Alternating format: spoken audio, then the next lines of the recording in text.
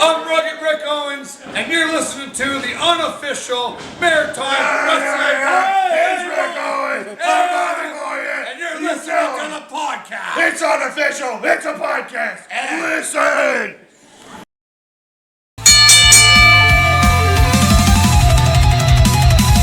This is the Unofficial Maritime Wrestling Podcast. Feel the pain in the blast. Through the ropes, through the fight, Maritime Wrestling walls the night.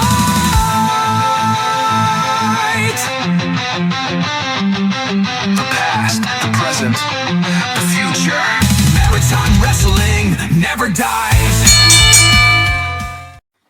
Hello and welcome to the Unofficial Maritime Wrestling Podcast. The band is back together this week. The band is back together, he said. Why do you sound so French? That was the Frenchest thing I've ever heard you fucking say. As you can see, Big Boss is with us, Corey. What's going on, folks? How's the BSHL going? Oh my god. Very good. Good playoffs. I've still got sunflower seeds, so it's pretty good. And I'm happy to be here where I don't have to edit videos or do anything. I just sit here, I talk, I look beautiful, and you do all the work, Corey. Beautiful. Absolutely Thank beautiful. God they can't see you. As you just heard right there, Mark the Mark, he is back after missing week 2. What's going on? Guess who's back? Took him 2 weeks to find a fucking USB-C cable. Unreal. That is very true. That is very true. I never realized that I actually just take off the plug from the microphone and put in like my phone charger. Like, dude, Simple. really? Yeah, Simple. It was that easy. Fucking people from San Luis. Unreal. He's from Santiago. Yeah, I was gonna say Even worse. I'm not from there either. Eh? Where are you from? Exit 69. That's all that matters, baby. Turn left. Turn left. Also with us, Jason Casey. What's going on, buddy? I'm here. Another day, another 10 Tri-State cents. Tide. They Yep. started the regular season. How's that going? Good. They lost the first game, but sellout crowd. So What a crowd. Holy. sellout crowd, yeah, sold out. They had to end up turning away like 50 people at the door as well. So That's great. yeah, they did well. Not those 50 people, but it's Not great. for those 50 people, but first game, like I say, they lost, but the potential is there. I was looking at some of the stats yesterday. There's like 3 or 4 guys that are within the top 10 of some of the different stats throughout the entire league, not just in the conference. So, yeah, pretty cool. It'd be fun to watch and see what the rest of the season holds for them. Sounds good. If you're interested in going to see the Tri-City Tide, where are they playing, Jason? They play at Crandall University. Next game is Sunday, March 23rd, and you can find all the details on their Facebook page. Awesome stuff. So, wrestling, IHW Genesis happened last Friday. Mark and Jason were both there. I'm going to run down the entire card right now, and we'll have a chat about it afterwards. So, on the Mega Pass, Starchild beat Ricky Mortis. Also on the Mega Pass, Forever Young, Julian Young, and Ryan Storm. Nearly forgot about old Ryan Storm there. They beat AWOL. On the main card, we got Bobby Boyette beating Jason Boa. Salem Wilder beat Sierra Stone. No, it was a double DQ. Sorry about that. Double DQ. We'll talk about that in a second. Chris Charters, the heavyweight champion, beat the TV champion Hollywood Cole. Fantana and Rick Owens, they beat LG and Chevron. Big bad LG, Logan Green, he's back. And in the main event... You missed the match. I missed the match. Which match did I miss? Kirk Obey, Hunter Sampson. Kirk Obey defeated Hunter Sampson. There you go. That's why I have co-host, so folks. Big loss. Big loss there. So in the main event, JP Sims, he beat Kobe Christ and Chip Chambers to become the number 1 contender. Let's talk about this card right here. On the Mega Pass, Forever Young, they beat AWOL, and Julian Young had some announcements. What was this? Go ahead, Mark. Yeah, for sure. So basically, Julian Young and Ryan Storm, as stated, word for word, no, I'm just kidding, but is that they have a pact basically between them that they would bring tag team wrestling to the forefront in IHW, and they want tag team titles. They want tag teams to be a thing in IHW, and I think that's very, very cool. Because as of recently, I mean, we all know about AWOL. We all know about them. It could bring more talent. And there's talent that could grab a partner and kind of make a run for it, right? So can't wait, for sure. Yeah, so AHW is talking of having a tag team division as well as championships for the first time. So I think that's a big thing, especially for AHW, especially for the Maritimes. There's not enough tag team titles or divisions in the Maritimes, period. So having a brand new one, I think, is going to be fun to watch. So my question here is, Mark the Mark, are you going to grab a tag team partner and get into the division, or what? You and Fantana on two little hoverboards? I can see it now. I'd like to see you in this, holy Mark. It ain't a hurricane run or whatever. Sure ain't going to be that. That's for sure. I can't do that. Mark the Mark and the Maritime Warrior. There we go. I don't know, man. He's getting that's sugar called water job tag injected in his team. knee tomorrow. He's getting that's called a sugar jobber water tag injected in team. his knee, man. I don't know. I don't want to see Corey in the ring anytime soon. I don't want to see Corey in the ring anytime. So I absolutely love this. So for newer fans, IHW did have tag team titles at one point. Not officially theirs. I believe they were from Maine. I believe they were the AWA. Yeah, it was back in the Irishtown days. Yeah. No, Rosselli. this was not in Irishtown. This was. Oh no, trust me, it was in Irishtown too. They held the titles because they had the belts in 2000 up to 2008. Yeah, it was. It started pretty early on, and they had a good run with it. It was actually a lot of fun. You're right. It was the AWA titles. Well, it was the AWA North American titles or something like that. It was like it wasn't the World Tag Team title. No. But it was brought down by Sonny Rosselli and Larry Hunter, I want to say. Yeah, that was Larry. It was a big. It was really one of the first big angles in IHW that I remember in 2007. So not the first time they have tag belts, but maybe the first time they have tag belts of their own. Yeah. What's funny is both Ryan Storm and Julian Young were tag team champions in IHW. The first champions, Sonny and Larry, obviously. They lost the titles, I believe, to Titus and Julian Young, who were feuding at the time. And then they lost the titles to the future Nick Teeth, who was going by Sidewinder at the time, and Ryan Storm. And they were champion for like a month until the belts were like abandoned. But I'm curious to see what the belt design is going to be like. Everybody that knows me, I'm a belt mark. Of course you are. Just love the championship belts. Like that. That's the I mean, as long as the belts have flags on them for Corey. Absolutely. Rounded belts with flags. Perfect. I'm really glad you've gotten in on this too now, Jason. You douchebag. Good Lord. So Remy Petit comes out, and a new championship belt is presented to Chris Charters. And what makes me laugh about this, it's a beautiful belt, number one. And when I have a little bit of a story that I told Jason that I would tell on the podcast.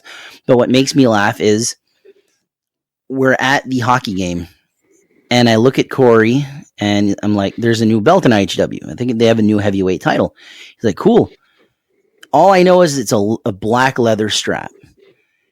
And I look at Corey, I'm like, they probably just used the old belt, but put it on a black leather strap.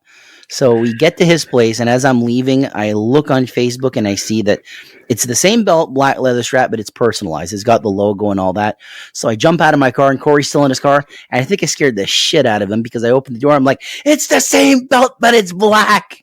I mean, leave the guy alone. I was fucking busy creeping on the Facebook. And Corey comes back and scares me like that. I got a weak heart. And beyond that little prick bastard up there, that little leprechaun fuck, we're going to call him, I'm coming down the exit in Rishabukto, and Corey thinks he's so fucking funny. He's going to turn my car into neutral like I do with my sister and make me rev the damn gas. But he's got fat little fucking arms. I felt his arm move towards the shifter, and I knew he was fucking around. And I said, knock your shit off, Motor. Not tonight. It's been a long fucking day. We got to Mirror Machine like 3:30. His little fucking short nubby arms. Keep that shit to yourself, or I'll beat you with Mark's fucking USB-C cord. Don't make me. I'm going to have to bleep all this out. Perfect. God damn it. Perfect. You invite me, this is what you get. Don't touch my shifter. This episode is now PG-14. We may proceed. Thank you. So, they present the title to Chris Charters. Everybody starts coming out. We get JP Sims come out with Dave Boyce. He wants a shot at the belt. We get, who came out next? Was it Covey Christ? It was Covey Christ that came out next. Yeah, Covey. And then after that, Chip Chambers, and then Hollywood Cole came out. Correct. And this is the one thing that annoys me about this night. It seems like a very good night of wrestling. No title matches. It is announced that the champions would face off, which to me, I don't like that, because one of the champions has to lose after he just won the title. But your heavyweight champion won. Cole, unfortunately, had to take the loss there. I would have loved to see a title match. And even at the next show, I don't even think it's a title match. I think it's a tag title. It's a tag match, right? It's a tag match with the heavyweight champion, but I'm not sure what's happening with Cole's title. So I think that'll be... But Charters is yet to defend his title. I believe, last I checked, over 100 days as champion and no title defenses. I'd like to see a couple title defenses. There are some shows coming up. There's a show in Miramichi that I think we might all be going to. Not really sure. Hopefully, anyway. It's in April. So, other than that, matches that you guys want to talk about from this show. Because we got AWOL. One of the young up-and-coming tag teams in the Maritimes. And, a tag team division in IHW benefits a young tag team like that. Yeah, and especially a tag team that's formed as a tag team. Yeah. They started as a tag team in training. They had it in their mind prior to going to training that they were going to be a tag team. So, yeah, it's cool to see them, from where they started a year ago to where they are now, their comfort levels and how smooth they are and their banter with the crowd. And so, yeah, it's fun. They're fun to watch. Yeah. Yeah, I was just about to mention that, actually, because I feel like in IHW, AWOL has their place as a tag team. With what Julian Young and Ryan Storm have going on now, I feel like this is something that will elevate them. Absolutely. And already, I quite enjoyed seeing them as absolute menace heels in IHW as well, with the heat they have going on. I was not expecting that. People love heckling them. Alex Miller can't step foot on the floor without the crowd calling him Homer Simpson. Absolutely. It went on for so long. Oh, just nonstop. It was, but yeah, it's good. They're good at egging on the heat as well. Brian DeVaro is very vocal against the crowd, and he's good at his banter. So yeah, it's cool. Yeah. They're doing a good job. So in that match, actually, may I just mention something real quick? In that match, actually, you could see the effect of the heat that they get when there was, let's call it a blunder, where I believe it was Alex Miller in the ring being, his head was being smashed on the apron. but DeVaro never realized that he was hitting his own teammate. Yeah, it blasted. Yeah. The place was electric. Yeah. It was crazy. It was insane. And that's why they call him Mark the Mark. Mark the Mark, yeah. Yeah, it was good. It was a good segment. Yeah. AWOL came out with LG and Chevron, correct? Correct. So, what's interesting here is Fantana and Rick Owens have already teamed up. Last Call, there's their tag name. LG and Chevron, I believe they came out with matching gear, right? Um, I'm not sure. I never really noticed from where I was sitting. I I really just couldn't saw a tell. little bit of clips here and there, but you got two more tag teams right there. Big Bad LG, Logan Green, and Chevron. That makes a great tag team. No, absolutely. Fantana and Rick Owens, two fan favorites. Yeah, for So sure. you got the makings of a good tag team division already. Yeah. I'd have to say Julian Young and Ryan Storm are the front runners to win those tag titles. Yeah, I would say. I mean, they're the most experienced guys on the roster, so I would figure they would be the number one contenders at this point.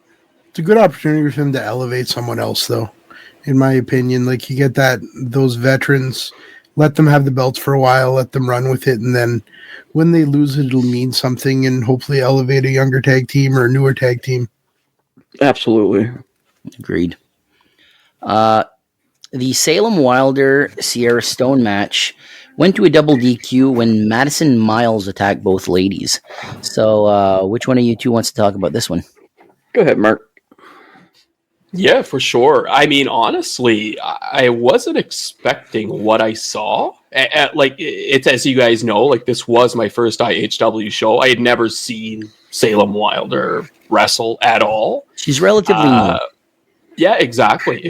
And, as Sierra Stone as well, it was actually, I believe, her first match, like her first actual match in ring, like at a show, basically. So good showing. Absolutely. And actually, like, Salem Wilder did stand out to me. Like, there's definitely some potential there. Like everything was fluid. Everything worked. Like, it was really, really good. And, now about that match, now, you did mention Madison Miles, but the kicker here is that Dave Boyce was with her, actually. And they kind of jumped Salem Wilder, causing the DQ, but, like, obviously it didn't quite turn out that way at the end. But there seems to be something going on between Sierra Stone and Madison Miles and Dave Boyce. So we could be seeing a next part to that story, I guess, at the next IHW show. So years ago, there was a stable called The Firm. Mm-hmm. Dave Boyce, Titus, Madison Miles, Charlie Winston. I believe Brody Steele at one point was with them. Could we see The Firm 2.0 with, Madison Miles and JP Sims? A good stable always works, in my opinion. No, absolutely. In previous interviews that we've had in the past with Dave Boyce and conversations we've had with him, when you talk about The Firm, Dave Boyce lights up. Mm-hmm. Like, that's just one of his, at the end of the day, it's Dave much Boyce like hockey. Oh, yeah. And it's much like senior hockey. These guys are doing this in the Maritimes. They're not going to get rich. They've got other jobs. This is fun. And the memories they make matter. And for Dave Boyce, the memories he made with The Firm were special. And even as a fan, it was a special time. So seeing the potential of there being something here again kind of excites me personally. Maybe Firm 2.0 or bring in JP Sims, bring a couple people back in. I'd be here for that. And IHW looks like it's trending in the right direction right now. Absolutely. This could be a great 2025. It's one of the things about The Firm. It's what put Dave Boyce on the map as a character.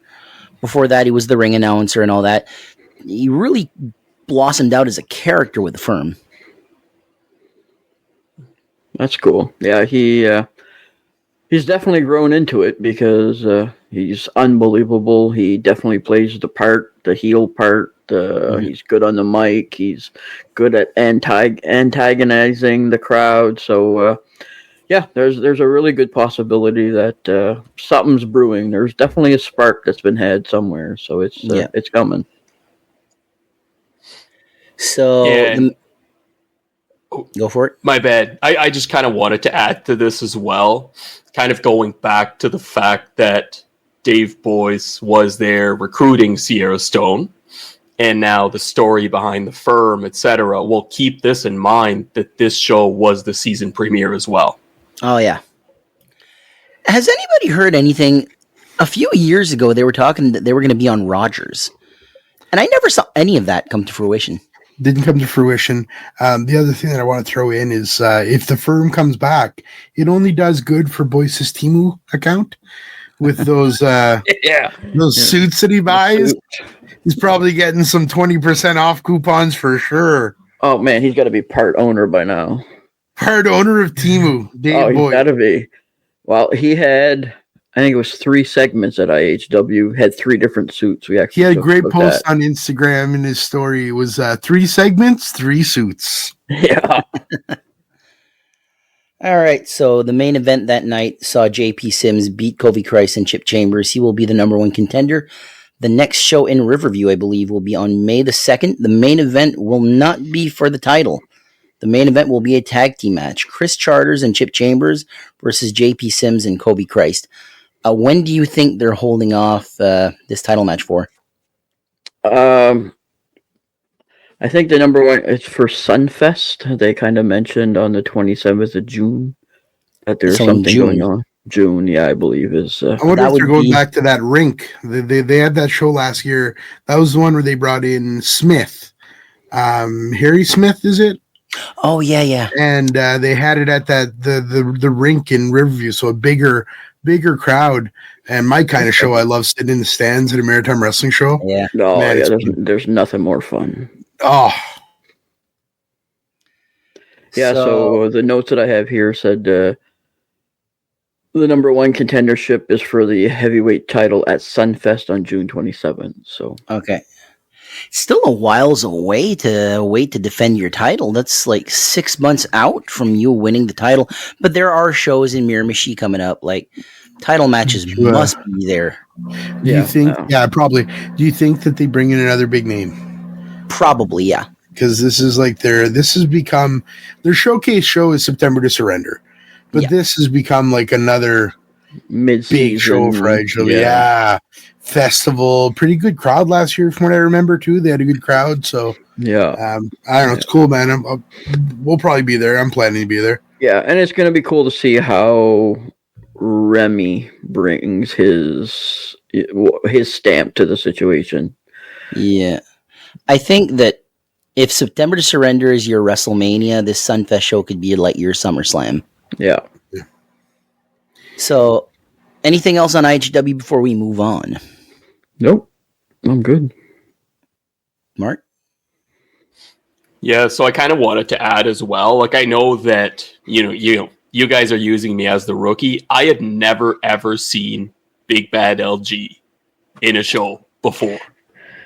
And, call me Mark the Mark, man. I had a smile on my face. You have no idea. The guy comes in. He's like, give me a microphone. And I'm like, dude, just give him a microphone, please. Anyway, he's in the ring. And like the first things that come out of his mouth, I believe, I don't remember like the exact time frame that he was gone, but he was like, 8 months, ask your wife about me, ask your wife. He'd go around the ring and tell every man out there in the crowd to ask their wife about him. And then he would like smile and like laugh and whatever. Like he's the biggest show off. Like, but the guy is the best talker I've seen yet. Yep. In a wrestling show. Like 100%. Not even kidding. Honestly, the best heel in the business. I mean, 100%. 100%. Between him and Charlie Hubley. Let's put it that way. Hubley ain't here anymore. LG has taken over. So, yeah. 100%. So basically, yeah. LG 100%. Absolutely. I've been saying that for a couple of years now. The first time I ever saw him was as a referee. And he stood out for me because he looked just like Max Domi, the hockey player. So I was like, strong hairline, and probably. But I remember just like yours, Corey. Just like me or him. The other one. You motherfucker. That one. That hairline goes all the way to the back of his neck. But I remember like seeing that he was going to start wrestling. I'm like, Logan Green. Huh. So his name was not Max Domi. But one of my absolute favorite guys in the Maritimes right now. He was a good ref. He was. He was a really good ref. But better talker. Better talker. Good better heel. talker. Great worker. Like I have no complaints about Big Bad LG Logan Green. Yeah, absolutely. So speaking of Logan Green, shows coming up on the 22. This is it Friday or Saturday? The 22nd, I believe, was a Saturday. Saturday. So 3 shows this Saturday. First, we're going to talk about is CCW Clash 31, One Last Fight. I believe the advertised main event is Rugged Rick Owens versus Chris Lewis. There's a lot of history there. For people that don't know, the first ever NBWA heavyweight champion was Rugged Rick Owens. Who did he lose that title to? The bald man himself, Chris Lewis. Thoughts on this? I think it's going to be a good match. Rugged Rick did sustain a knee injury not too long ago. And so he seems to be doing well. He did wrestle IHW, said his knee's feeling fine as long as he's wearing his brace. So, yeah, I think it should be pretty good. Yeah, I'd like to see a title match. I'd like to see Larry Horowitz defend his title, even if it's in an open challenge. I do think that they end the show with Chris Lewis versus Rugged Rick Owens. The title match that they have, though, unless something that I missed, I only have a few matches here, but the NBWA tag team titles will be on the line. Crude Oil, Chevron, and Scott Lee Crew, they defend versus Hunter Sampson and Shane Butterlove. Thoughts on this?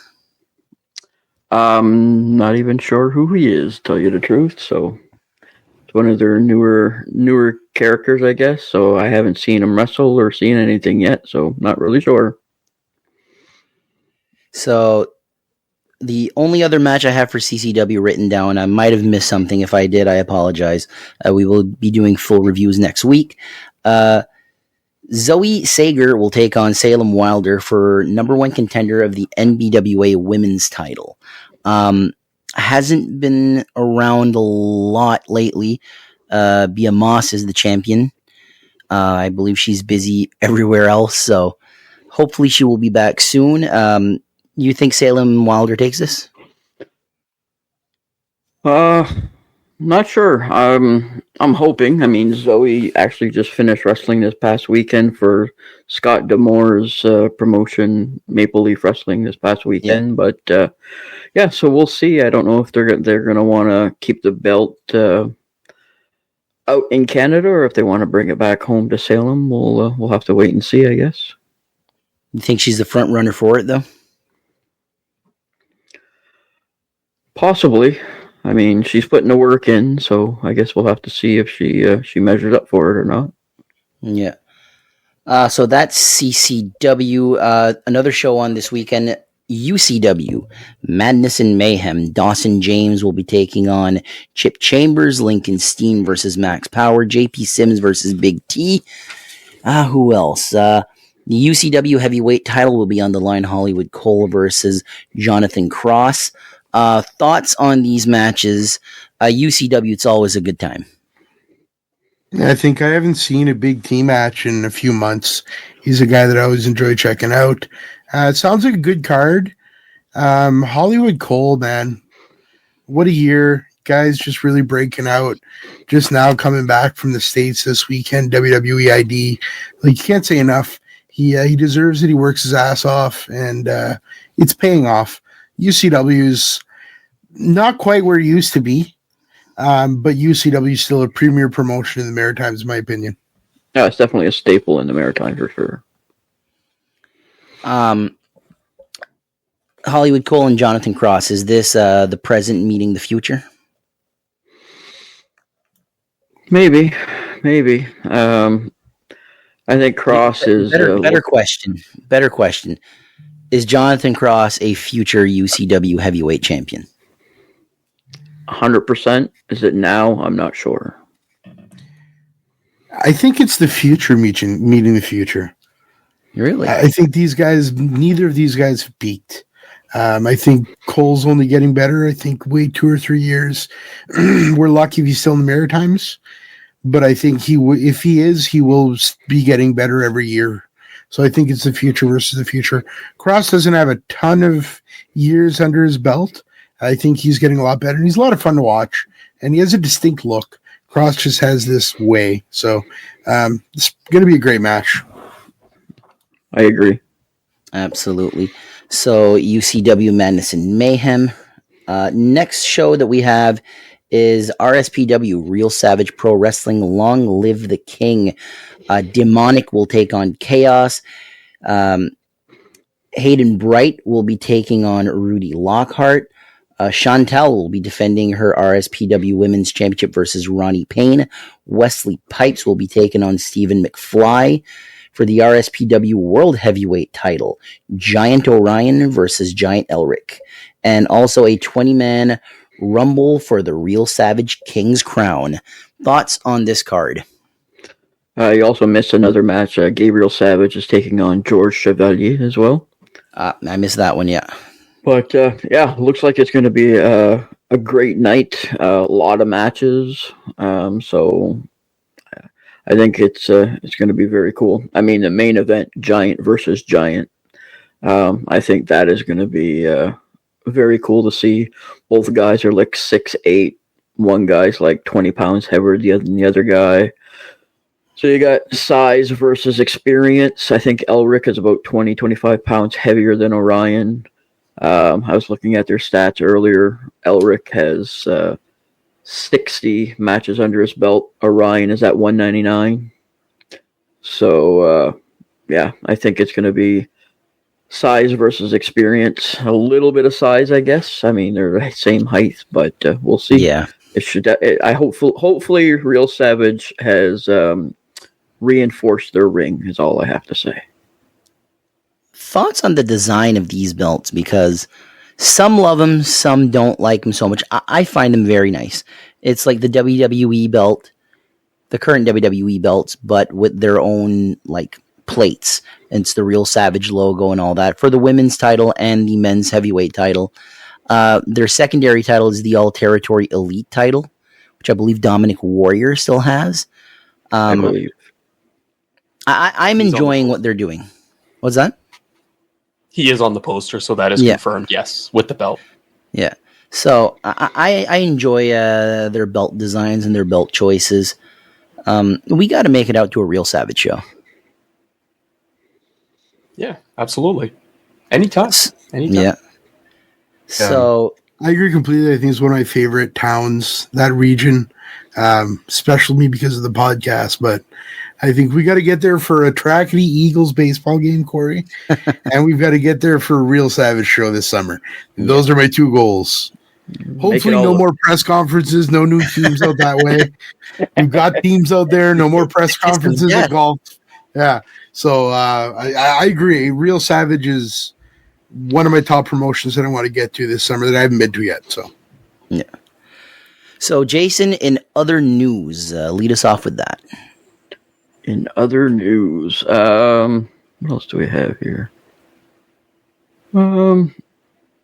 Just this past weekend, Emily Parker refereed a few matches at Scott D'Amore's Maple Leaf Pro Wrestling 2-day event in Mayhem that just happened in Toronto over the weekend.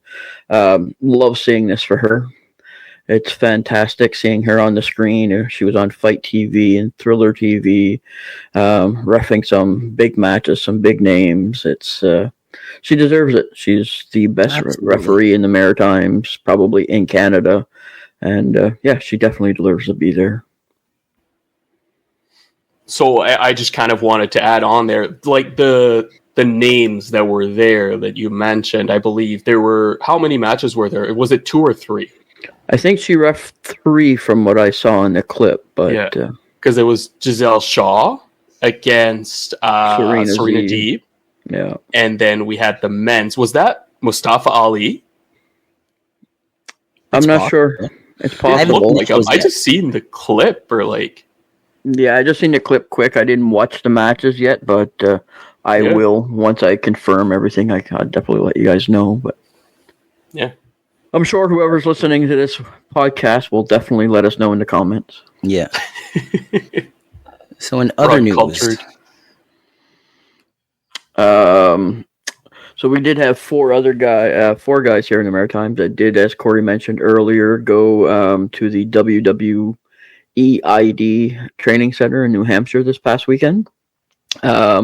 Elite Pro Wrestling. They had a master class, so we had Hollywood Cole, Ethan Knight, Fantana, and Jason Boa go down.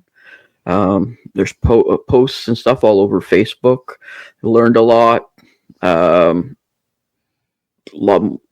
Lot of good stepping stone. Jason Boa just posted, I think today, stating that they're looking at going down more often to start training heavier. So it's cool. It's you know what I mean. If you want to be the best, you got to learn from the best. So that's a good platform to do it. And I wish them all the best. Yeah, they had a picture with Gabe Sapolsky, and I was like, that's pretty damn cool. Yeah, for you sure. You guys see that? Yeah. So, any more news? I don't think I have anything else listed here. No? No. Other than just thanking Rick Owens and Bobby Boyette for doing our podcast intro for this episode. Yeah. It was fun to film it, and two great guys. So I want to thank them tremendously for doing that for us. And yeah, hopefully they'll. Big thanks to Jason for filming that, going to the show and actually filmed. There's a few more that we won't spoil it, but we got a few more in the can there. Absolutely.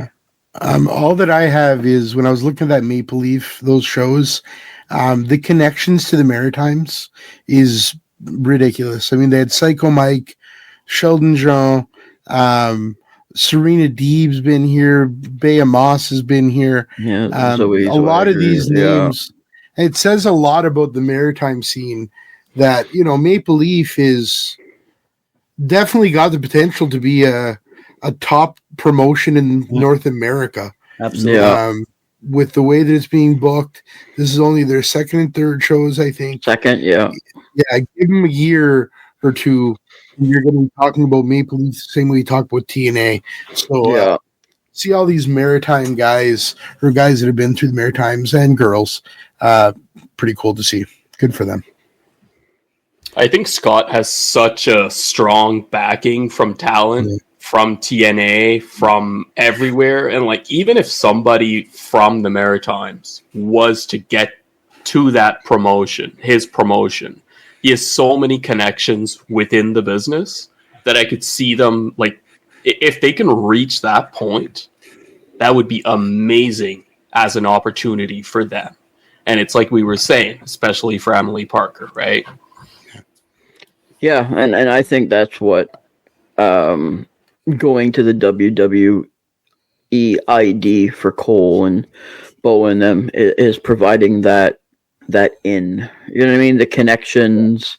Because I would love to see Cole or Ethan Knight or Fantana, Jason Boa on a Maple Leaf production card. You know what I mean? Like, absolutely fantastic. So I think having the WWID connections to Scott D'Amore, it's only good things are going to come out of it. So absolutely best for the Maritimes. So next week we will be talking about the upcoming Superstars of Wrestling show on March 29th, 9 p.m. tonight. We had a quick chit chat with owner of Superstars of Wrestling, or co-owner, Wesley Pipes. So that'll be coming up at 9. Don't miss that. So that was episode number 3. Anything else to add, gentlemen? Also, next episode we'll be talking about New Breed Wrestling on March 29th as well. Is New Breed as well? Okay. On 29th. And we will have Andre Myatt on here next week to talk about that show as well. So stay tuned for that. Absolutely. Can't wait to have a chat with Andre Myatt, one of the legends here in the Maritimes. Absolutely. So with that, Corey, Mark, anything else? This is your big moment. Go Sudbury Blueberry Bulldogs. That's all I got. Oh, it's all about Shorzy. It's all about Shorzy. All day, baby. Give your balls a tug. Give your balls a tug. And with that, that'll be the end of this episode. Thank you again to Rugged Rick Owens and Bobby Boyette for that intro. Thank you to all three of you for joining me on this episode. You're welcome. Thank you. Thank you. and we will be seeing you again next week, 6 p.m. here on the Unofficial Maritime Wrestling Podcast. With that, take care, everybody. Cheers. Peace. Later. Thanks for listening to this week's episode. Don't forget to like, subscribe, and remember to catch us here every Wednesday for a new episode. Please visit us on Facebook, Instagram, and more. Links are in the description. See you next time. Don't miss out and don't be late. Hear wrestling talk that's first rate.